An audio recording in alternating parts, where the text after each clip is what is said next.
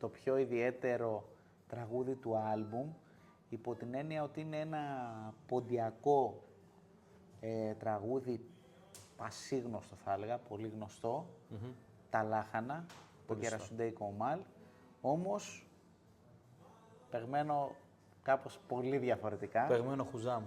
Ναι, σε χουζάμ δρόμο και με βιολί.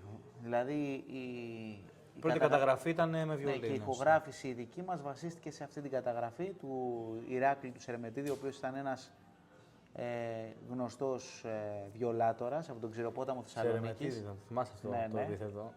Και ήταν και τυφλός κιόλας.